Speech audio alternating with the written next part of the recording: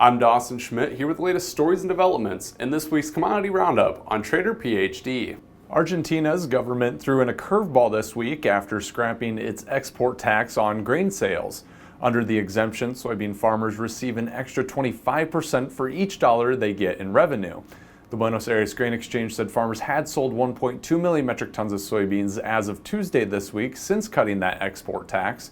In response to the reduced tax, China has been scooping up soybean cargoes. Bloomberg reported that importers had already booked 35 cargoes this week, totaling at least 2.27 million metric tons, according to traders.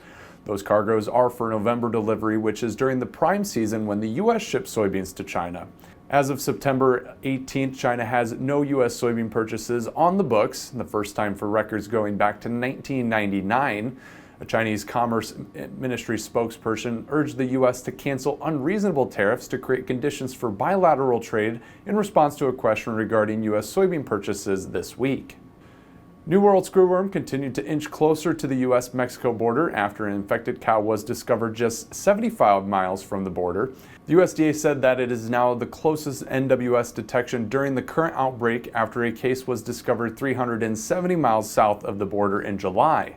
Preliminary reports indicate that an infected animal was an 8-month-old cow that had moved through a certified feedlot in Nuevo Leon. In a press release on Sunday, the USDA also mentioned it will release a plan to help rebuild the American cattle supply, mentioning incentives for ranchers. More announcements are expected later this week. Brazil's soybean crop is expected to grow yet again next season as farmers increase crop plantings. Brazil's National Supply Company, or CONAB, released its latest crop production forecast for the 2025 and 26 season last week.